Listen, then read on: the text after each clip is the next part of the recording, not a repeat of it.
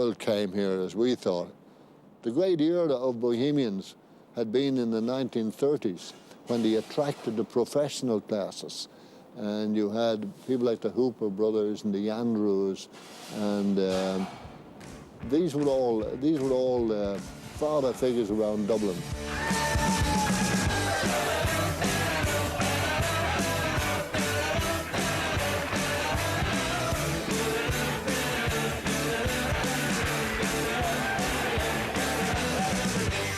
It wasn't just domestic teams that felt the full force of the passionate players and fans at Dallyer. Teams from across the world found out to their cost that the Bows could go 90 minutes with the best of them.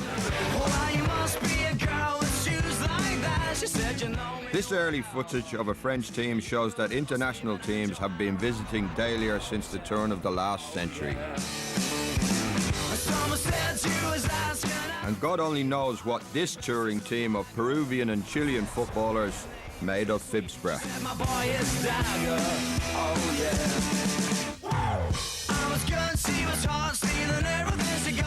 Bows have lifted the cup no less than 9 times. Their first victory back in 1928 and most recently in 2001. Since 1922, fans from all over the country have flocked here for Cup Final Day at Dallyer. This was a replay of the Football Association of Ireland Cup Final. St Patrick's kicked off. Waterford, playing from left to right in the first half, wore the lighter jerseys. 22,000 enthusiasts crowded Dalymount Park, and as St Patrick's are a club from the Inchicore district, they probably had more supporters present than Waterford. Centre forward McGeehan passed to the right wing, took the return centre in the goal mouth, and scored.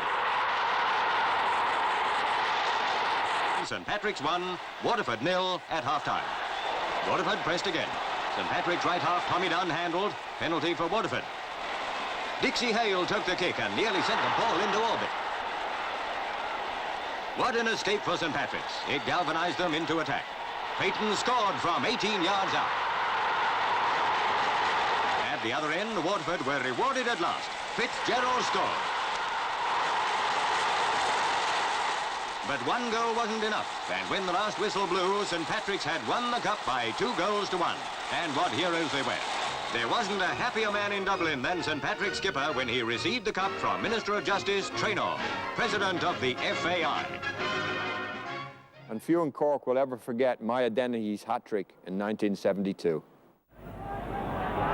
Everybody onside. This is Dennehy. Morrison moving on his left. Maguire gets back. Dennehy gets the cross.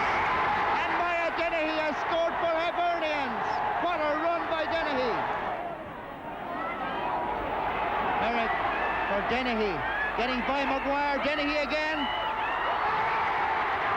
And it's there. Maya Dennehy will be remembered forever in Cork. He's going to have to play dribblers with him. Thomas used to play outfield for Coventry. He got back to his goal quickly, though. Can Dennehy score a hat-trick? Guess the answer. He can. He does. Hibs, I'm sure, have won the cup. And you can't mention cup finals without paying tribute to Shamrock Rovers. Between 1929 and 33, they won 4 cups in a row. And then in the 60s, the Hoops won it an incredible 6 times on the trot. They won it in 62, then they didn't win it in 63, and then they won it 64, 5, 6, 7, 8, 9. 6 in a row. It's never been done before or since. When even now, a huge, huge achievement, and they only used about 30 players, 31 players in those 6 years, in the finals that is. Superb, like.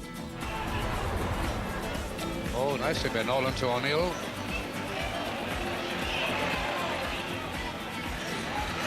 O'Connell done!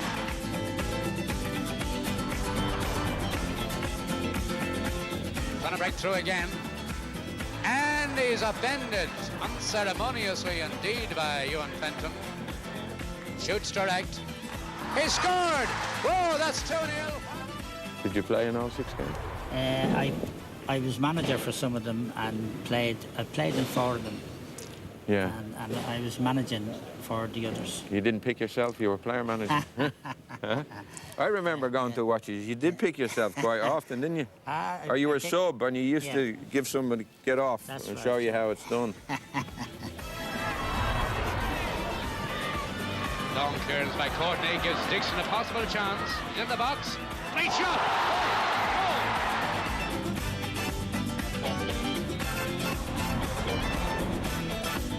And that should give Rovers a tremendous chance. I'd like to clear the record for once and for all and said that at that time I just said to him, I was walking out the goal and Tomo was lying on the ground. I had a lot of respect for Tomo as a keeper and he was lying there disconsolate and I brushed him on the head and I said, hard luck Tomo, maybe next year. A lot of people got the wrong impression and thought I said, well that's another one that stuck past you Tomo. It's not true. Trophy trying to get it back for O'Neill. Chance for Kinsella and Taylor down on it. Taylor on the post, saving Celtic. A little black dog, whether for good or bad luck on the field. It's Mulligan, it's panic, it's a goal!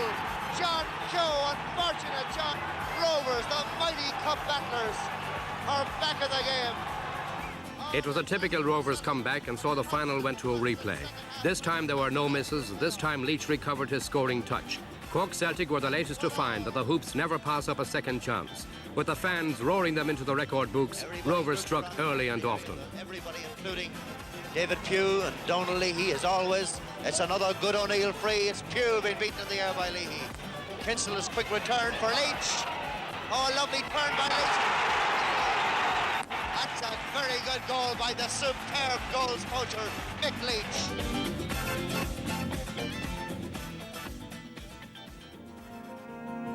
There have been many great club sides to have played here, but arguably the greatest side ever to take the field here were the Busby Babes, Manchester United, in 1957, when they took on Shamrock Rovers in a European Cup tie. Saw the Busby Blacks play here in 57. Yeah, they played here against Rovers in the European Cup. Well, that would have been about 6 months before the Munich air tragedy, wasn't it? Yeah, and they were like gods. And they won 6-0. And this place was packed. The whole city was like these gods were coming to town. They'd won Duncan Edwards, Tommy Taylor, Liam Whelan. Our local lad, yeah. But it was a huge occasion. Like offices closed, factories closed early. It was an afternoon kick-off. And Manchester United, the great Busby Babes, were here. Best team ever to play at Dalymount? Oh, undoubtedly, yeah. They were the best team, yeah. They were one of the greatest teams in the history of the game. Best team ever to play in Dalymount, and it was a competitive match, and Rovers were really good, you know. Yeah. And in the return leg at Old Trafford, Rovers only lost 3-2, which was regarded as a kind of moral victory. Yeah. But it was a magical moment. I don't think anyone who was here will ever forget seeing them, you know. And then the poignancy of the Munich air crash coming so soon afterwards. Was very deeply felt in this city. I can imagine. Bohemians fans have witnessed some special European nights of their own. 5 minutes into the second half, Captain Guido Lawless ran at the Rangers' defence and let fly from 20 yards, giving Nicky Walker in goal no chance. And they were given a glimpse of 3 future World Cup winners in 1993 when a Bordeaux team featuring a young Lizarazu, Dugarry and Zidane with hair came to Dalymount. The goalkeeper, Ual. The French team didn't have it all their own way, though. It was empty, and that's just off the crossbar. Best. Oh, here comes Dugarry. And Henderson's out of his goal and Dugarry's found the net. And it wasn't just Europe's best that came to Dalymount.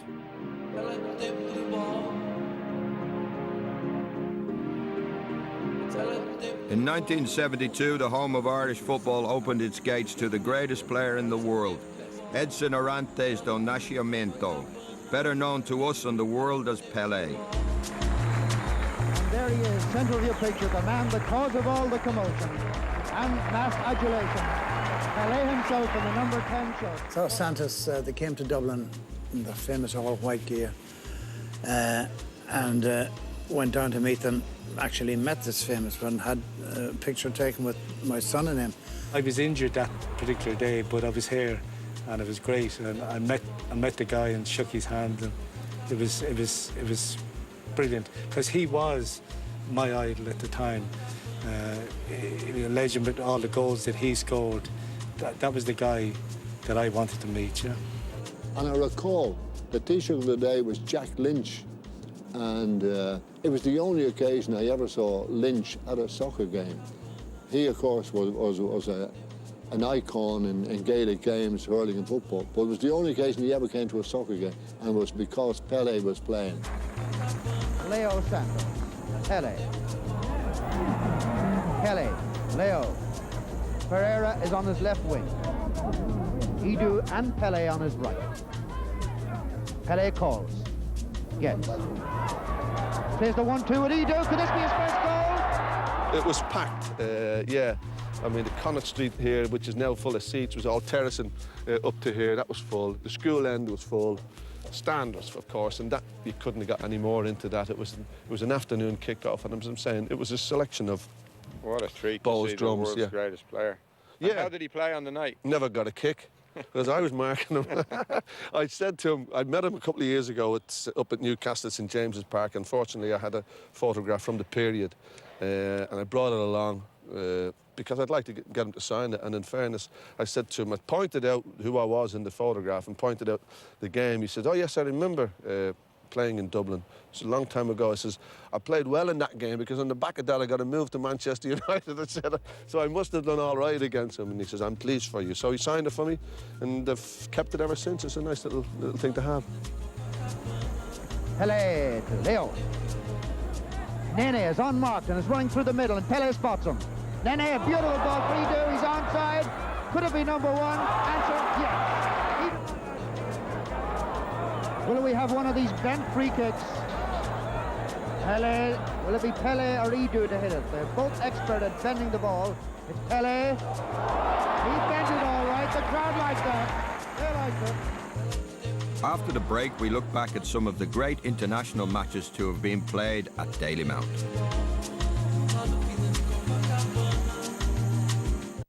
Before 1921, football in our country had been an all-Ireland affair, with a unified league and players from north and south playing in one national team. Independence for 26 counties and the creation of the Irish Free State changed all that. This game against Glasgow Celtic in 1923 shows the new Irish team in action, playing to a record crowd of over 40,000 fans. With Gaelic football and hurling being purely domestic sports, our new national identity needed an international stage. Irish football took up the mantle, and that stage was Dalymount. When the newly formed state was launched in 1921, people knew about it in this part of the world, but around Europe, there were a lot of people who weren't really familiar with the political developments here. And very often, it was the playing of the Irish national anthem abroad when we went to play in far-off places in Europe. That was the first evidence they had of a new country, the Republic of Ireland, the Irish Free State. So it was hugely important, and that was reflected by De Valera. Was a fairly regular visitor during his time in office as Taoiseach here at Dalymount Park. 1931 saw the second international ever to be played at Dalymount. It was against the Spaniards, a force to be reckoned with even then. The visitors clocked up a 5-1 victory.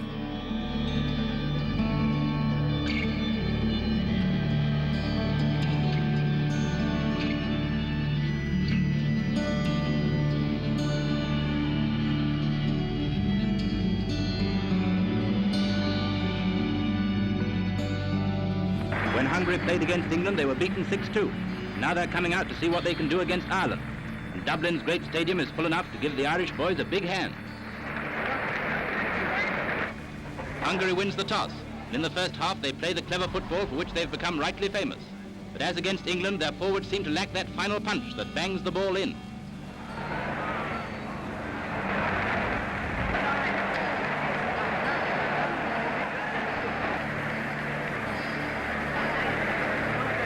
Ireland are awarded a penalty kick, and it's in.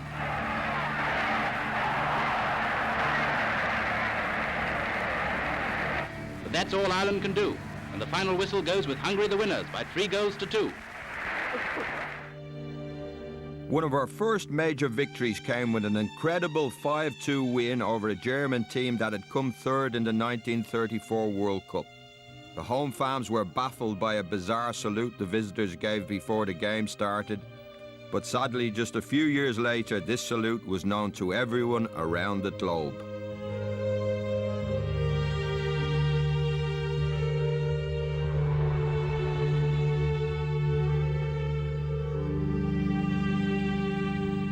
There was to be only 4 more internationals at Dalymount before Europe became engulfed in the Second World War. In 1938, Ireland made the groundbreaking decision to enter into the World Cup.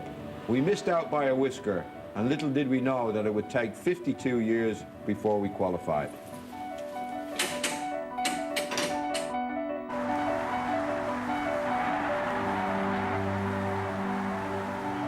The Norwegian players come out for the start of the World Soccer Cup match at Dalymount Park, Dublin, against the Irish Free State team with hoops round their socks. Both game and ground are packed with excitement, for the Free State only need a win to force a decider or a 2-goals victory to enter the competition proper. They were beaten in the first match in Norway 2-1. The weather is very dull and foggy, and it's difficult to see the ball, but when the home team does see it, for the most time in the first half, they keep it round the visitors' goal. Keeping up the pressure, Dunn backheads into the net to give the Irishman the lead after 10 minutes, and the crowd goes wild.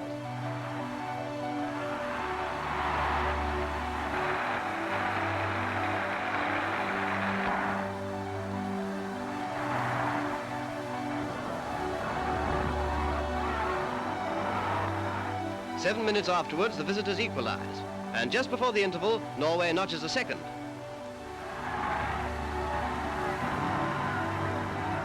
Four minutes after the restart, Norway goes farther ahead, making 3 so far against Ireland's 1.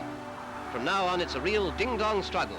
Up against the challenge of 3-1, the home side goes all out to save the old country, and almost does it. Putting every ounce of sinew into the game, O'Flanagan makes the second for the home side. And just before the end, Duggan levels. The result is a draw of 3 goals each, which means that the Free State passes out of the tournament.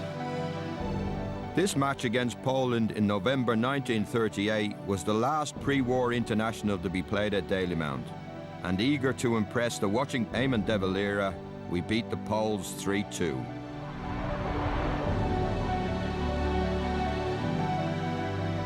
Seen here on the ball, the famous Bohs international Kevin O'Flanagan played a key role in that victory. This multi-talented player went on to represent Ireland at both rugby and football, as well as playing for the North.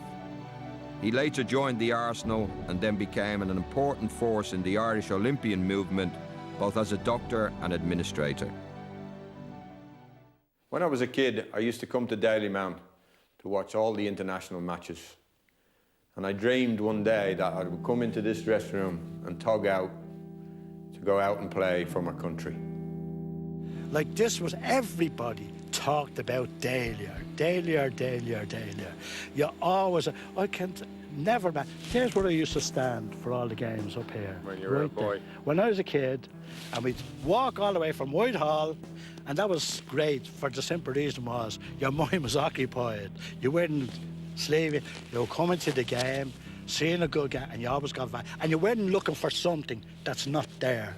My connection, obviously, with my dad as an ex-international player. When he returned back from England in 1956, and from then on to sort of my mid-teens, he used to bring me to games here, international games mostly. Memories of watching great players of that period. You know, of course, the Hurleys, the Giles, the Meegans, Mick McGraths, Havertys, Alan Kelly, Noel Dwyer. I saw them all as a young fella, and thoroughly enjoyed and still retain the memories. It's fantastic memories I have of the place. I grew up with it and never missed an international match. My father took me to all the international matches and that. And would your father have special privileges because he was a manager? Would you get good tickets? Would you be sat in the stand or anything? I would like? be in the stand, yeah. And I'd meet him at St. Peter's there. Yeah. Always late. Having a few pints. A few pints before the match. Always late. Running down to get in. But we always got here, but mostly in the stand. This was the big place. It was like going into Wembley, or, you know, this is where all the big matches were. But we wouldn't pay in, would you? No, you'd have 2 options. Bunk in, which was the plan B, but plan A was lift over the stiles. Yeah. And you just stand outside, give us a lift over the stile, mister. And we didn't pay in, did we? Oh no, over the stile, give us a lift. Mister, will you give us a lift over the stile, you know? Yeah. And I'd say 7 times out of 10, you get lucky.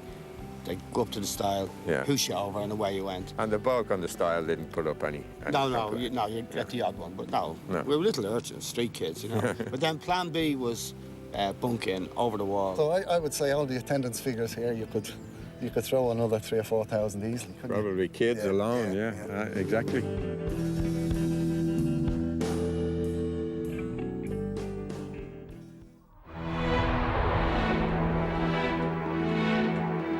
In 1957, the stage was set for a titanic World Cup battle with the old enemy, England. A team packed with star names familiar to the 46,000 fans that turned out to see the game. It was a typical local derby, really. Even though it was international, it was looked upon as a derby, really. And very exciting, really. 57, it was a World Cup qualifier. First part was at Wembley, and England went to town. They were fabulous. Tommy Taylor, all those guys playing, Roger Byrne, Big Duncan Edwards. What a team. I actually went to see them when they got done at Wembley. And Tommy Taylor, I think he scored 2 or 3 goals. And I knew I'd be playing against him. So I came back and told my dad. He said, "How they do, boy?" He always talked like that, very frightened to death. And I said, well, Tommy Taylor was a star man, and I wouldn't mind missing the next one. You are playing against the cream of the cream. They were absolutely brilliant. I have to say, in all fairness, our blokes played fantastic.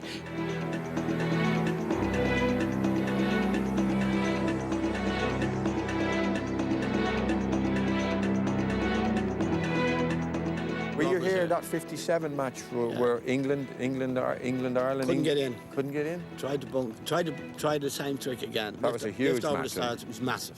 Lift over the stars, no go. Couldn't bunk in. Raced home. And heard that on the radio. The crowd was unbelievable. From the minute we walked out, we were there, and you could see it in the watch clock. But Ireland had a good side out, and held them. Ireland scored early on. Ringstead putting the ball in the England net, and now they're 1 up.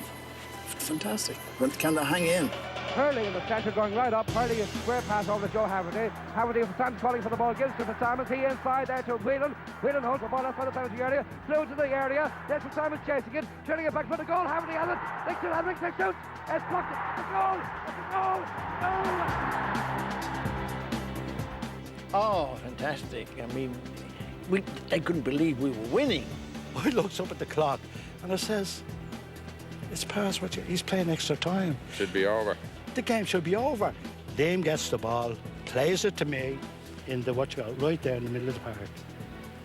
I gets it, plays it to Alf Ringstead. Alf gets it, no dancing, hits a perfect ball over here for Dermot Curtis. What happened? The ball is overshot. Just goes out. Jeff Hall gets the ball on the back line there. Now, I can see it now as if it was what just happened yesterday. Counter-attack. Gets the ball, gives it to Finney. The ball came down here on the stand side, Tommy Finney on it. And I mean, he was one of the greatest wingers of all time. And Finney took on 1 player, then 2. Cantwell would have been his immediate opponent, Noel Cantwell. But Pat Sayward came into it as well. But eventually they couldn't stop him crossing. And there was John Attio of Bristol City. Tommy went to near post. I can see it to this day. Tommy went to near post, and I was with him, as usual, you know. But if I'd stayed with maybe John Attio, I might have, you know, got the ball then. We'll never know. He goes up like a bird. Attio. Into the Attio. Back of the net. Out to Finney. They're playing lost time. Time is up as Finney comes back for England. Finney and Sayward. Finney centering now for England. At the centre. He's going in. He's beaten Sayward. He crosses. And it's a goal. It's headed in by Attio in the last overtime. I can't remember what exactly happened, but I remember getting the ball and and crossing it, and John Atteo scored.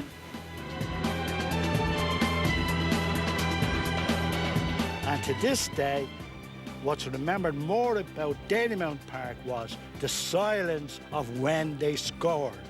As they say, you could hear it down in O'Connell Street. I think it was Phil Green who said on radio commentary, or as reporters said, and the silence could be heard at Nelson's Pillar. And it definitely was a silent, very, very silent ground on that occasion. You could have heard a pin drop, really. But as you know, England went on to qualify for the World Cup finals as a result of that. For some, the glory days were cut tragically short. 6 Manchester United players, 5 of that England team, and Ireland's own Liam Whelan perished in the Munich air crash. In 1959, Sweden, the World Cup runners-up, came to Dublin. 2 goals down, the Irish team fought back for a memorable victory. But the most significant feature of the game was the debut of one John Giles. And Manchester United youth team played a home farm selection, I believe it was home, at Dalymount Park. I was lucky, I wasn't in the first team at Manchester United at that time. And we actually played in a youth match against Home Farm, I think it was on the Tuesday or Wednesday. And Jimmy Murphy, who was the assistant manager, told me to stay over, not to come back. So I got a few days rest and a few days training. And the next few days later, he's played for Ireland here against Sweden. Yeah, we didn't get off to a good start. We got off to a bad start because, you know, players hadn't played together. Joe Carlin was from Manchester United. He was his first Didn't know one another. Didn't know one another. So we were out playing. We got off bad start, 2 down. And then I scored a goal in this end. But then the dismayed crowd had the tonic of an Irish goal scored by 18-year-old Johnny Giles, playing in his first international. The roar which greeted this goal was almost deafening in its intensity. It was the Dalymount roar at full volume. There's another chance for Ireland as Fagan centres. A beautiful ball. The rising forward was headed up by Johansson. Comes to Giles. He shoots. And he's goal. It's a wonderful goal. So John Giles scored his goal here against Sweden. 59. 1958. I think it was 58, 59. Yeah. Paddy Fagan, Finan Fagan went down the right wing. I was playing inside right. Crossed it. And the goalkeeper came out. Your midfield player, you're backing up. Goalkeeper came out and punched it. And it bounced about there, and I caught it about here on the volley, and it flew up into the top corner. Only for that stand behind it, the people in Cabra would have been knocked down with the force of the shot. Fantastic. Well, you've got to be nearly 30 yards here. Yeah, well, it doesn't look when you're playing, Liam, does it? No, you know, but when you catch it on the volley, and made it 2-1, and we went on to win 3-2. I was behind the goal. When I tell him that, he says, yeah, it was 250,000 people there. In other words, he didn't believe me. Yeah, it was a bit like the GPO in 1916. Yeah. And so he left his calling card in the first minutes of his first match. And that's the same man who is the best Irish player who ever trod on that ground. Great player, a real class act, great vision, good on the ball. Couldn't tackle his grandmother, mind you. But that wasn't his game. His game was creative, and he was very creative. Giles was the master planner. He was like Toscanini, really, who had seen all the music, and he'd read all the parts from the different parts of the orchestra, and he knew what violin was out of tune or wasn't out of tune, and would he give it to the wind section or the brass section. He was brilliant.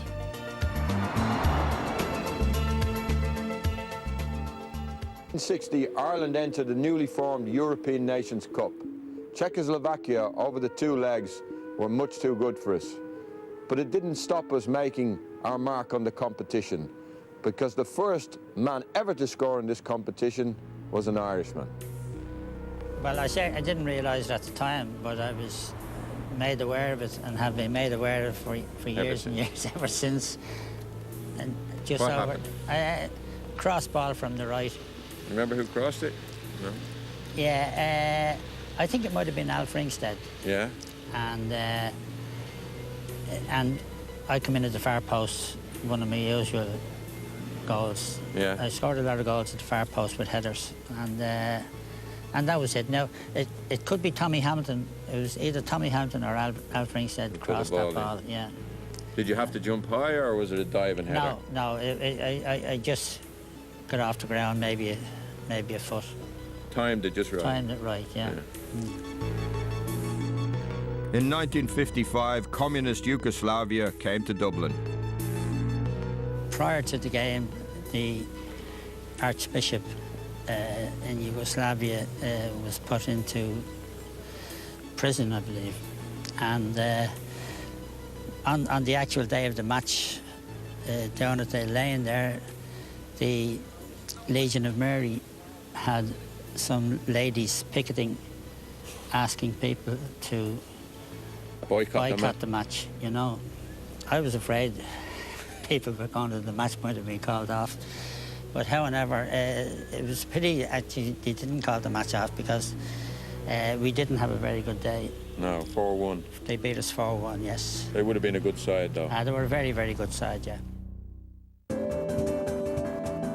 In the next European Nations Cup, Ireland's results improved tremendously, with victories over Iceland home and away, with the legendary Noel Cantwell leading the line. Good one, they're in after it. Head of a Cantwell, down the line, in the net by Fogarty. Fogarty the scorer, a wonderful second goal, and that makes them score 2-1. For Ireland, stay with the Hales.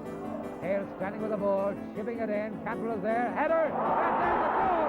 That's goal number 4. This set the stage for a daunting double-header against Austria. My recollection of Dalymount Park goes back many, many years. 1963. I was 7 years of age. My brother was making his Irish debut at home. It was a really incredible match. Finished up 3-2 for Ireland, and they scored down this end. Noel Cantwell took a penalty. And the most incredible scenes, because of the fans were on the pitch. They were around the side of the goal. Oh yeah, well it wasn't unusual, funny enough, in those days for the crowd to come on the pitch, you know, especially around the goals when there's a penalty. And Noel, I think it took a while to get the crowd out of the way. I don't know what would happen. In those days, what would have happened if he had saved it and the game had to carry on? Well, they might have run on the pitch even more. I didn't envy him taking the penalty. If someone had whispered to me, I'd have been going, what? I can't hear.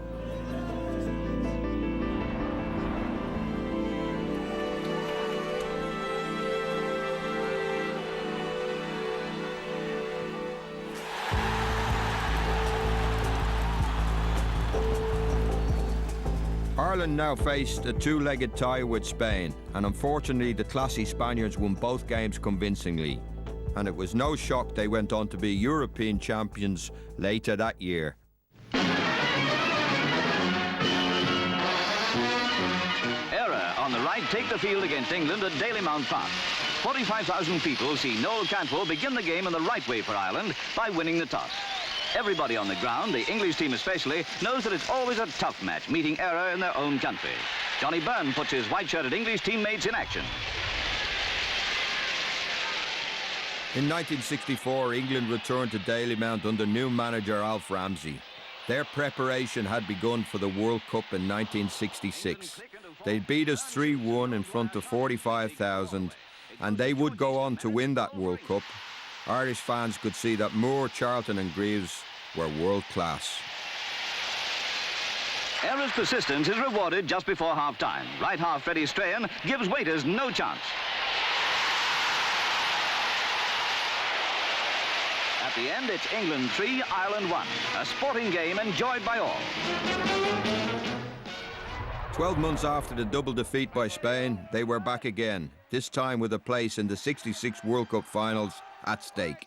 Iribar was a great goalkeeper, played in goal for Spain, and he's come up, and Cantwell had gone up centre forward, and he one eye on Cantwell and one eye on the ball, and Naylor flew one in there, and he's gone, so Noel's gone charging in, and I think Iribar's took his eye off, and as he's took, he's went to catch it, and it just sailed over his head and into the back of the net, and that's probably because the pressure he was getting, not only from Cantwell, but from the hordes in that school end, and it did create an awful lot of pressure, and teams hated coming here. Free to Ireland, foul on Giles.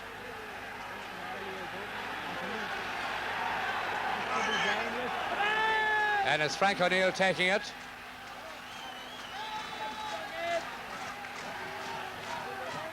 A good one, they're in after it. It's a goal! It's a goal! Iribar's put through his own goal! Look at him in anguish! Oh, look at the Spanish keeper in anguish! Dear, it was the biggest cheer of the day. and I was clapping as well.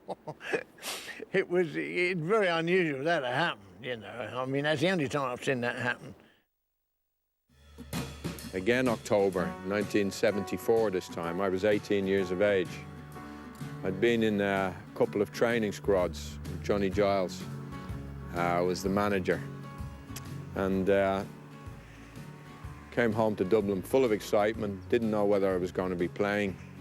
The day before the match, Johnny told me I was going to start the game against the Soviet Union. Liam Brady, there he is, the young man from Arsenal. His first international today. Johnny Giles, who 15 years ago made his first international. Here he is today playing beside the teenage Brady. Giles, 39th international for this match. Played against the Soviet Union. It was our first competitive match. And it was a big game. It was a Wednesday afternoon. The place was packed. I think there was a bit of optimism about the crowd because we'd done okay, played okay in South America. And, but I think we certainly played better than anybody expected us to play. We kicked off here. And I can remember straight from the kick-off, Giles rolled the ball back to me as if to say, come on now, I believe in you, you can do it. This is Liam Brady, his first touch in senior international football. And we went on and we played really, really well against the Soviet Union side. Got really stuck into them, never gave them any time on the ball. But when we got the ball, we passed it. Obviously, that's a highlight for me, and a lot of people remember that, you know. I've met about 84,000 people who were at that game. And the first goal, our old mucker Joe Kinnear picked it up over there. Picked it up over there, yeah. And he's hit a good ball in for you, he's got a lot of pace on the ball, and I probably headed it from round about the edge of the box, or, you know. But the pace was on the ball, so it was just a matter of guiding it in the corner. Yeah. I didn't have that much to do. Giles. Kinnear.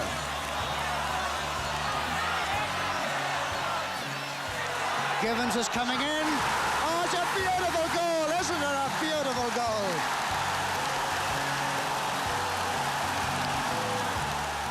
So that was great. The second one, I think, was a long throw in from Steve Highway over there. Ray bustled around a little bit, and then I eventually hooked it in from close. It might have been offside on that one, I think. But Tracy, hooked in by Don Givens. Don Givens. And something really to remember at Dalymount. And then, up here, I think midway through the second half, a free kick we worked on in training. John clipped a little ball to the near post. Again, Don got away from his marker. And a little glancing header again made it 3-0. We were safe. the hat-trick was up the far end with... The school end. Yeah, Giles, he got on the free kick, and as soon as he put his hand on the ball, I was near post and flicked it in. Giles has got Givens and Tracy to aim at, 11 and 8. Brady's on the edge of the box. Givens' head.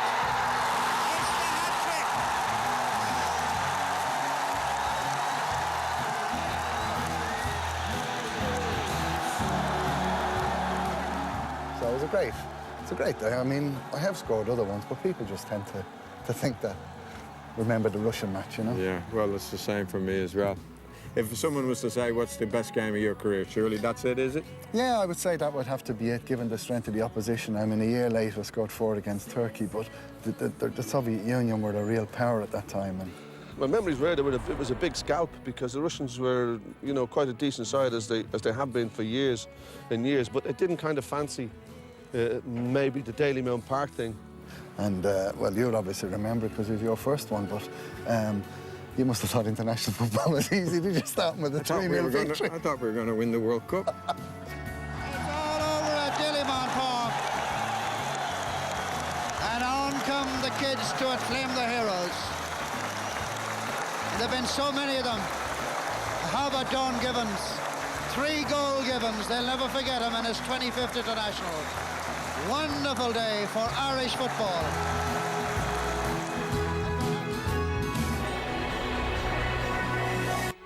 Another great game at Dalymount was 1983 against Holland. I was playing Stapleton, Lawrenson. We had a good side. Brady. The Dutch had Marco van Basten, the Dutch had Ruud Gullit, the Dutch had Ronald Koeman, and they took over in the second half, went on to beat us 3-2. The crowd absolutely loved it. One of the great games at Dalymount. Really should have Staple, and Staple won it well, and here's the chance, and there it is! Gary Waddock has scored his second goal for Ireland. Good first half by the Irish team. Devine puts Stapleton away. Is it a penalty kick? Can Stapleton brought down? Holland and Liam Brady facing up to the penalty kick. Now plays his first division football with Sampdoria of Genoa. Big favourite at Dalymount Park and many other grounds besides. And that's the way to tip them away as Ireland leads 2-0. Ruud Gullit played that day at the back for Holland, and I can't remember what the score was at half-time, but we must have done quite well because they shoved him up front. I'd never even heard of this fellow, Ruud Gullit. And to be honest with you, I never really noticed him in the first half anyway when we were playing well, and when they shoved him up front, I thought, crikey. Koeman. Van Basten in behind Mourne. Gullit had the shot, McDonagh the stop, Gullit scored. Gullit scored, it's 2-1, Holland are back in the game. He scored a year ago in Rotterdam and he scored again tonight. And he ran riot, himself and Van Basten. I think Van Basten's the best centre forward I ever saw.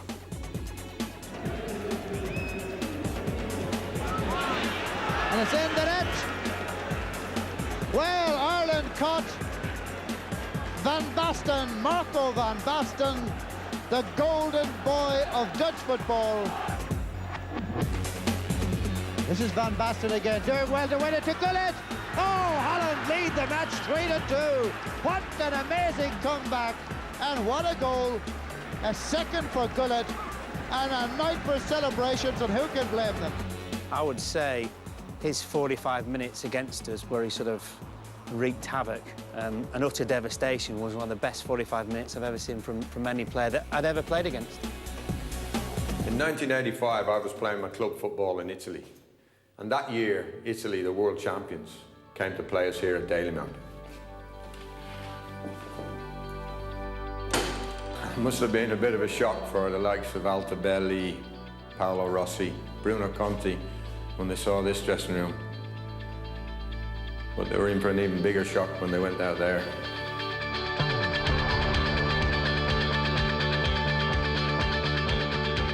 And my clearest memory would be when we played Italy, when they came as world champions. And I mean, typical Irish, I mean, the whole place was completely sold out, sort of 1.5 times, if not twice. All the kids were sort of sat around the side on the asphalt. And they were extraordinarily well behaved, in fairness to them. But there was just too many of them, too many human bodies. And they were out on the touchline. They had to open and let the crowd in along the side of the pitch, which was phenomenal. Remember Alessandro Altobelli going on a run once? He stands out in my mind. He went on a run and he had to jump over the feet of 2 or 3 spectators that were there. But he took it well and he made a cross and everything.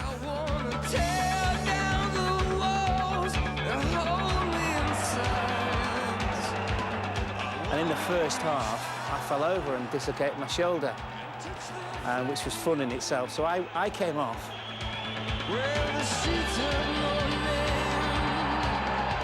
It marked the first appearance in an Ireland shirt of Paul McGrath, who came on as a sub for Mark Lawrenson early in the game.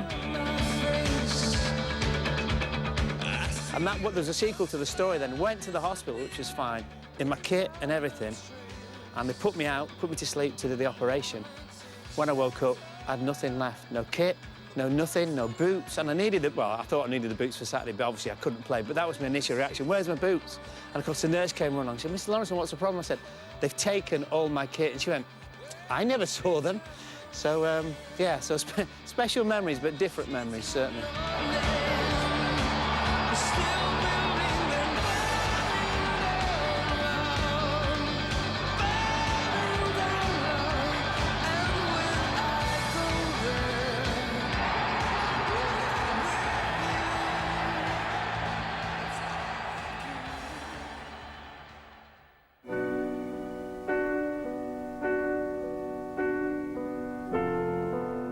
The health and safety issues caused by the crowd that night were seen by many as proof that international football had outgrown its home. The number of games played at Dalymount became fewer and fewer as the Irish team moved to Lansdowne. In early 2007, the ground was sold to property developers. Dalymount will be demolished, and as part of the deal, a new stadium will be provided for Bohemians Football Club. It'll be a sad, sad day when Dalymount goes and goes forever. But what will live on are the great games, the Irish Cup finals, the international matches, and more than anything, the great players that played in this stadium. Jackie Carey, Noel Cantwell, Con Martin, Tommy Eglinton, Peter Farrell, Johnny Giles, Don Givens, and the rest. This place may go, but their memories never will.